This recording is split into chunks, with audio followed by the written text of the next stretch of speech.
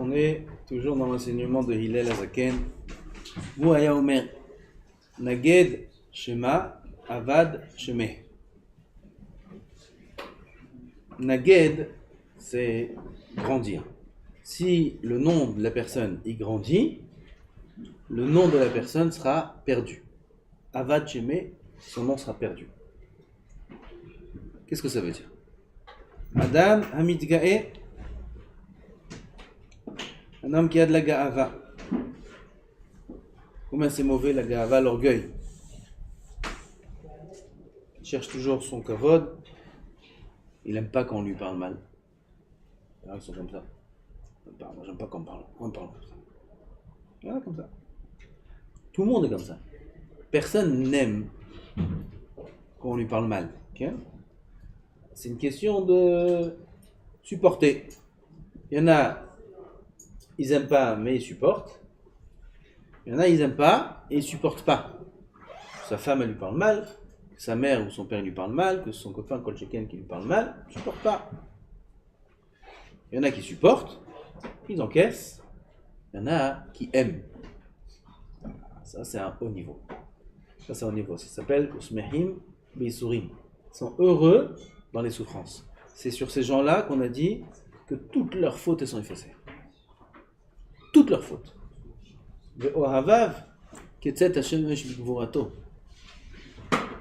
Ils aiment les Isurim, ils aiment les souffrances, comme il dit Rabbi Chaim Vital.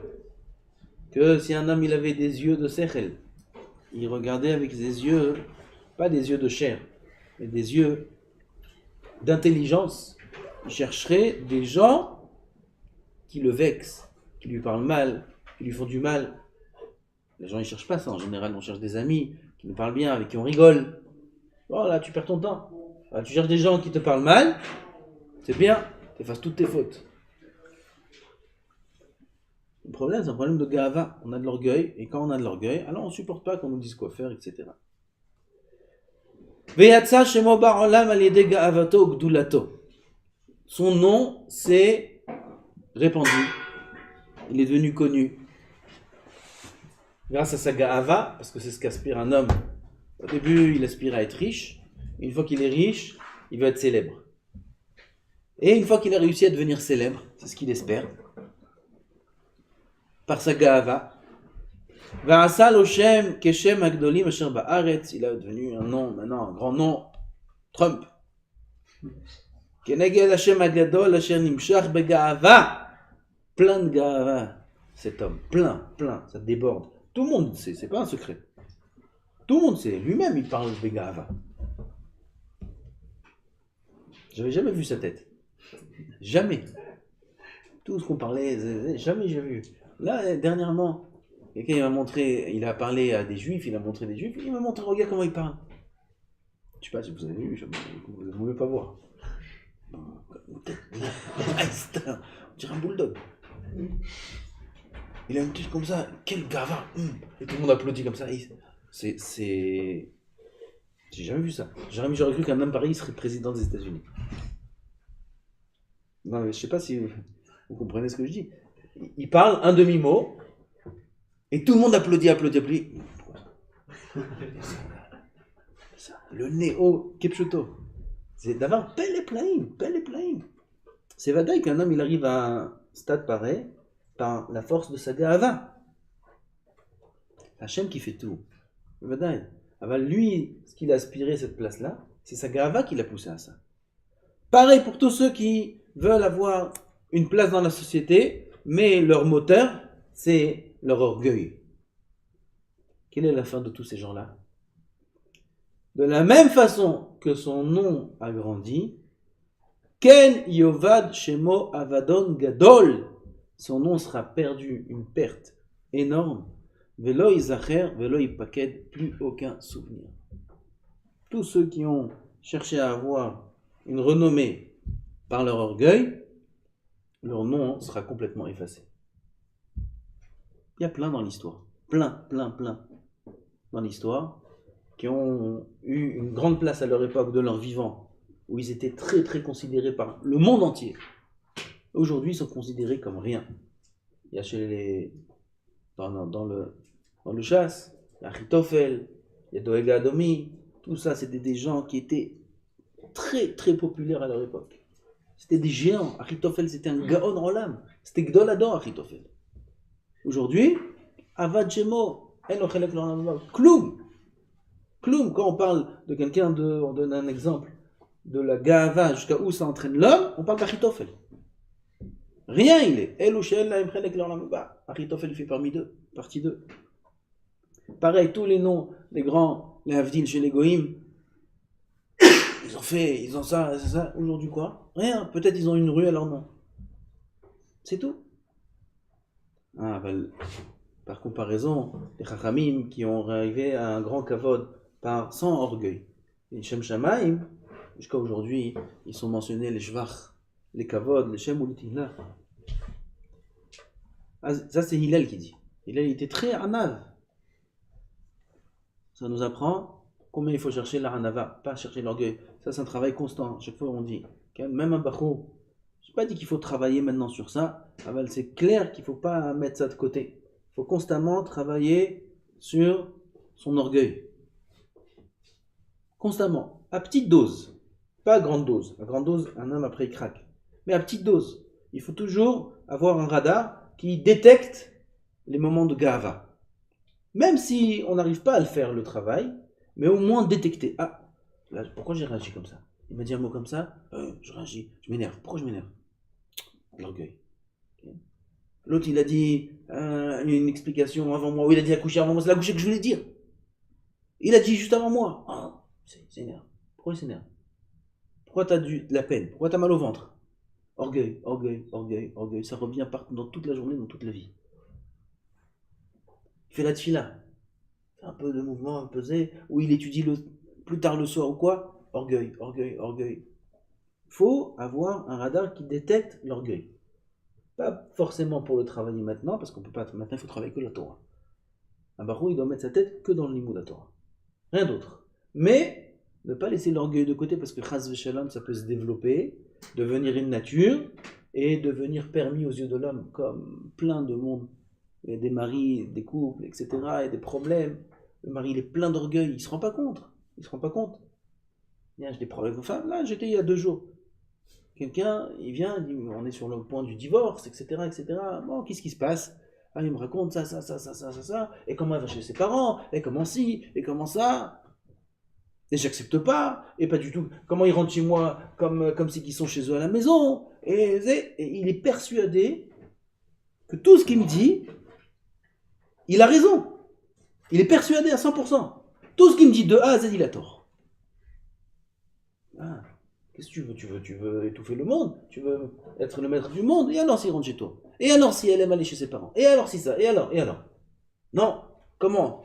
Elle a son mari, et moi je rentre à la maison, elle n'est pas à la maison, et elle est chez sa sœur, ça, en haut de chez moi, et...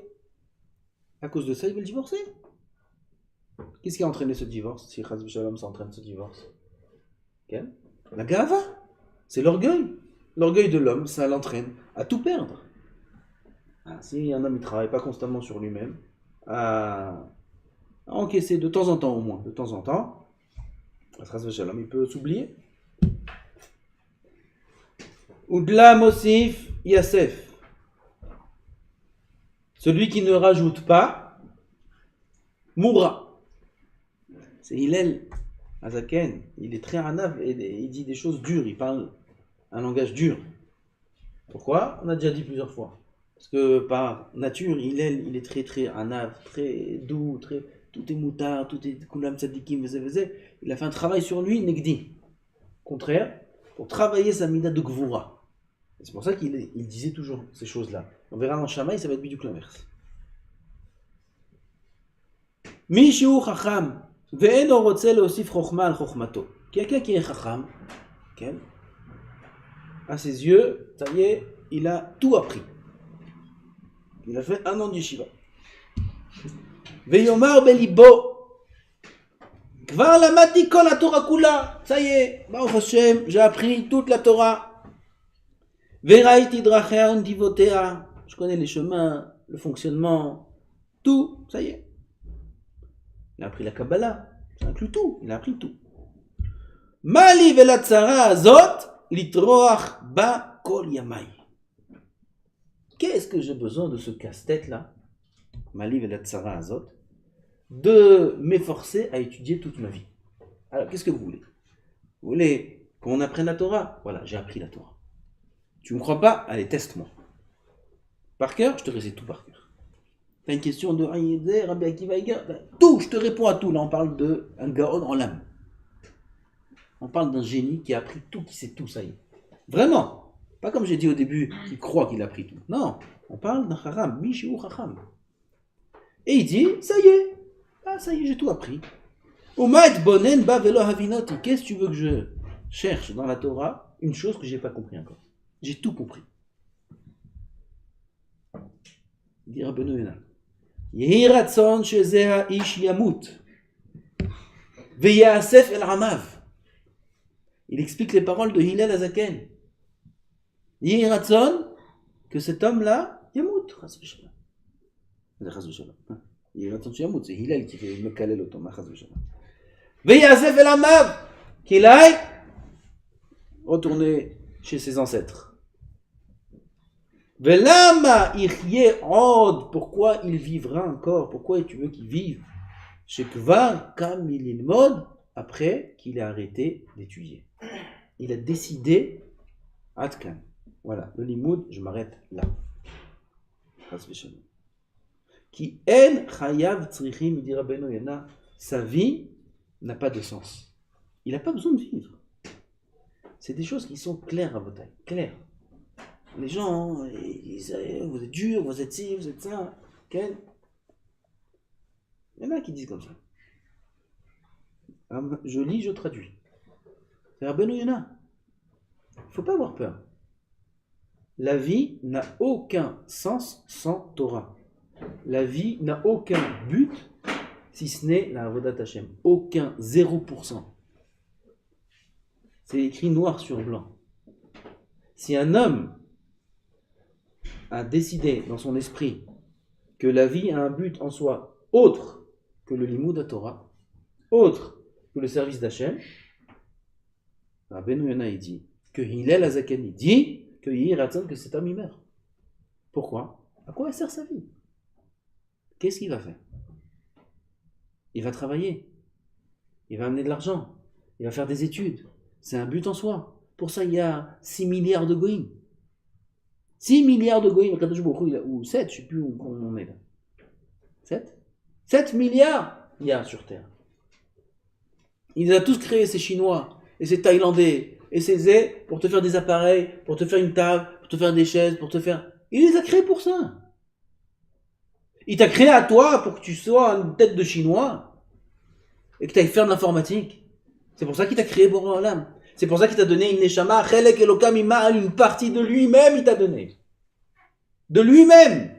En Sof Baruch Hu, il t'a mis en toi pour que tu ailles faire des études d'informatique, des études d'économie, de sciences politiques ou de maths sup. C'est pour ça qu'il t'a donné une Neshama. Pour ça, il y a 7 milliards de personnes. Chas v'shalom. C'est une grande épreuve, je dis pas. C'est une grande épreuve. C'est le monde entier qui va dans ce courant-là. Le juif qui a grandi un petit peu dans le monde, qui n'a pas grandi dans un concours de Torah, okay, c'est peut-être, j'admets que c'est dur à entendre. C'est dur à accepter peut-être. Aval, c'est le Hémet. Le Hémet est que si tu es né juif, tu n'as pas de but dans la vie autre que le Hasek Torah. À tel point que Hillel Azaken nous dit que s'il a décidé de ne pas étudier, de s'arrêter, Kol Sheken, de ne pas commencer, parce qu'on parle de quelqu'un qui a tout connu déjà. Alors qu'est-ce qu'on va dire de quelqu'un qui ne connaît pas encore? Ou qui connaît que un petit peu? Et il décide ce petit peu, ça suffit.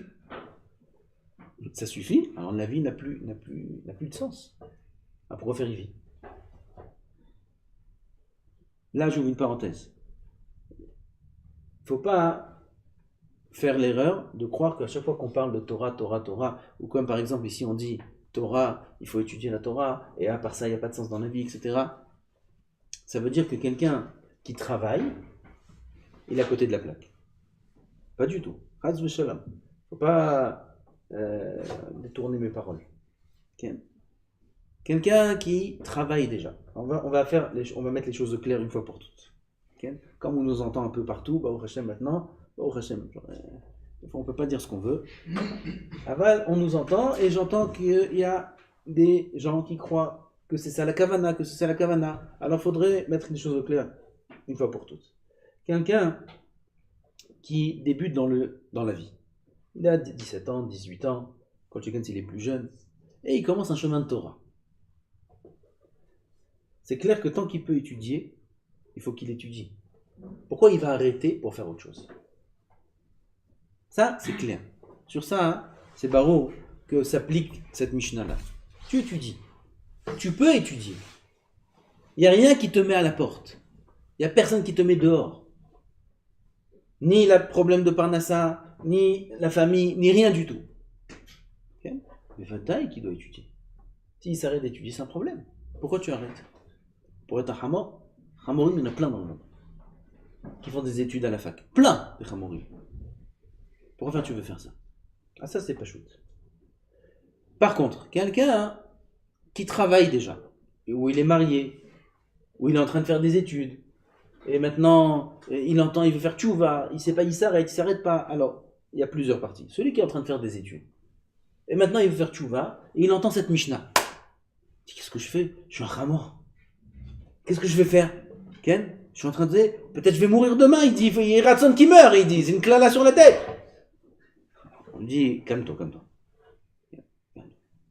Combien de temps il te reste? Comme ça, ça dépend. T'es au début, t'es à la fin. Tu crois que tu as une chance de réussir? Il y en a, ils font des études, ils commencent première année de médecine, ça y est, ils se voient médecins déjà. Ils ont le cabinet avec les assistantes. Okay. Attends, il y a du travail encore. Okay. Où tu en es? Pour ça, Baruch Hashem, il y a des gdolim. Elle est grande la génération, que toute notre vie doit être gérée par eux. On va voir des gdolim Israël. Rav Kanievski, Rav Steinman Shichie, Rav Tzadka, Rav Zé. On va leur demander, Rav, qu'est-ce que je fais? Voilà, j'ai entendu une clala de Hillel, qu'est-ce que je fais? Le Rav, il va dire. Ça, c'est le cas des étudiants. Il y a le cas de ceux qui travaillent. Ils sont mariés. Ça veut dire qu'ils sont obligés de travailler. Ils ont déjà commencé à travailler. Ils ne peuvent plus maintenant tout d'un coup arrêter tout et étudier. C'est impossible. C'est impossible. Ils ont une femme, ils ont des enfants, ils ont un rythme de vie qui fait qu'il y a un loyer à payer, il y a une voiture, il y a des frais. On ne va pas tout arrêter. Ah, mais d'un autre côté, le Rav il dit, mais celui qui n'étudie pas, sa vie... Attends, viens, on met de l'ordre. Celui qui travaille déjà, il fait une mitzvah de Horaïta de travailler. Mitzvah de Horaïta de travailler. Okay? C'est la klala d'Adam Arishon, c'est une klala omnam. Okay? Cependant, c'est une malédiction. Aval, c'est une mitzvah de Horaïta de travailler. Il doit amener la parnassa. Alors quand il a signé la Ktuba, il s'est marié avec sa femme. Il lui a dit, je t'amène ça et ça et ça et ça et ça. Il est obligé de respecter son engagement. Donc il est obligé de travailler. Dans son travail même, alors il peut essayer de voir ce qu'il peut gratter. Peut-être qu'il n'est pas obligé de travailler autant. Peut-être qu'il n'est pas obligé de travailler ce métier. Peut-être qu'il veut faire un autre métier. Même si ça gagne un peu moins, il aura plus de temps pour étudier, pour sa famille, etc. Ça, encore une fois, on revient au Gdolim. Il y a les grands de la génération, on leur adresse la question à eux. Et eux, ils conseillent l'homme comme il faut. Mais travailler, il n'a pas le droit d'arrêter. Ça, c'était l'avis de Rav Yehuda Tzadka à la Vachelon. Le Rosh Yeshivat Porat Yosef, il était contre ceux qui arrêtaient le travail pour aller étudier. Neged. Il n'admettait pas. Il ne laissait pas un avraire dans son collège venir, si c'est quelqu'un qui avance à travailler, il a une famille, et maintenant il a décidé d'être avraire. Il ne l'acceptait pas. Pourquoi? Tu travailles, tu n'as pas le droit de changer maintenant ton rythme de vie. Donc il doit faire il fait une mitzvah de Horaïta. Tout ce qu'on parle maintenant, c'est le temps qu'il y a en plus. Avant le travail, après le travail, combien d'heures tu dors par nuit? Peut-être tu peux dormir un peu moins, te lever un peu plus tôt, dormir un peu plus tard. Ça va être son terrain de travail. C'est à ce niveau-là qu'il doit travailler, ce que dit Hillel. Rajouter des heures de Torah. Ken, les nuits, au Hachem, elles sont longues. On peut dormir plus tôt, on peut se lever plus tôt. Il y avait un collègue, je me rappelle Rav Matata, il racontait cette histoire. Une fois, il était en Pologne ou un des pays là-bas. pour pèleriner, je crois, un tzaddik, ou pour voir un tzaddik là-bas, je ne me rappelle pas des détails. Et il n'arrivait pas à dormir à l'endroit où il était. Il s'est levé, il était 3h du matin. 3h du matin, qu'est-ce que je vais faire? Beth Midrash. Il va vers le Beth Midrash. Beth Midrash, s'il y a une chance, peut-être c'est ouvert. Sinon, il va essayer de trouver une fenêtre ou quoi, où passer. Et il arrive au Beth Midrash, il était 3h30, 4h du matin. La tefila a été prévue pour 7h, 8h. Et c'est ouvert. Non seulement c'est ouvert, et il entend beaucoup de bruit quand il rentre. Il y avait de la chaleur, les lumières, il voit à l'intérieur, c'était allumé dans la porte intérieure. Il passe la première porte, il rentre dans la deuxième porte pour ouvrir le Beth Midrash rempli. 4h du matin, c'est un témoignage, c'est lui qui a vu. 4h du matin, qui y a là-bas? Il y a le cordonnier, il y a le boucher, il y a le médecin, il y a le rav, il y a ça, il y a ça. Tous les habitants du quartier qui sont là, ils ont un seder de limoud de Gemara. Tous des Talmidei Chachamim. Qu'est-ce qu'ils font la journée? Ils travaillent. Amal, qui t'a dit que tu dois travailler 24 heures? Il a terminé son travail, il est 6h, 7h, 8h, il rentre, un peu les enfants, un peu la femme. Après, qu'est-ce que tu fais? Tu vas voir le foot? Tu regardes les informations? Ça, c'est le problème. Là, il y a le problème. C'est là que ça se passe. Sur ça, un ami donnera din vecheshbon. Pourquoi le temps libre, tu le brûles? S'il y a besoin de sortir un petit peu avec la femme et les enfants, etc. À Briout, il y a besoin, il y a besoin. Le reste du temps, qu'est-ce que tu fais? Pourquoi tu vas dormir pendant 8h, 9h? Pourquoi tu regardes des séries? Pourquoi tu regardes des films? Ce temps-là, il est brûlé, il est perdu. C'est sur ça qu'on parle. C'est vadaï qu'un homme qui travaille, il fait une mitzvah de la Torah, travailler. Et il doit continuer à travailler. Le temps qu'il a de libre, qu'il étudie, qu'il exploite dans le limoud, que dans le limoud. Sinon, Béhémet, c'est ce qui est écrit ici, sa vie n'a aucun sens. Il ne peut pas se contenter d'un shiur 2 fois par semaine, 3 fois par semaine, il est là-bas en cours, pendant 1 heure il écoute le rav, et c'est tout. Voilà, il a fait son limoud. Non. Tout le temps de libre que tu peux étudier, tu vas étudier. Quelqu'un qui n'est pas encore dans le monde du travail, qui n'est pas obligé d'amener une parnassa, ça c'est pas shoot. C'est évident que tout son temps, il doit l'exploiter pour le limoud. La vie, elle est courte en bataille. 70 ans. 70 ans, c'est tout ce qu'il nous a donné. 70 ans, peut-être 80, peut-être 90. Après, qu'est-ce que tu vas faire 90? Qu'est-ce que tu vas faire après 90 ans? Ça y est. Après ce temps-là, l'homme, il part dans l'Olam Haba. Il va donner din vecheshbon. Son temps, il n'est pas efker. Notre temps, il n'est pas efker, notre temps. Tout le temps, on doit l'exploiter comme il faut. Il y a din vecheshbon. Din sur la havera elle-même. Cheshbon, c'est le compte sur le temps que tu as perdu à faire la havera. Même sur ça, il va payer. Tu as perdu ce temps-là. Déjà, tu as fait la havera. Et en plus, tu as perdu le temps qu'il faut pour faire la havera. Ça s'appelle din vecheshbon. Ça, il faut y penser. On n'est pas... C'est pas un pique-nique ici, ce monde, comme ça, il disait Rabbentia. Alors là, c'est le pique-nique. Pas un pique-nique, il faut prendre. Chatov v'achol. Hayal madam yal beilula. Ce monde, il ressemble à un mariage. Qu'est-ce qu'on fait au mariage? Chatov v'achol. Allez, on mange des petits fours, et les trucs, et les petites bouteilles d'alcool, là, comment ils sont comme des fous, là-bas.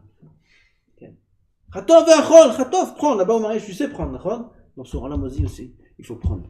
L'artov, comme j'ai terminé ce vote. J'aime les accueillir, on est dans l'âme, on est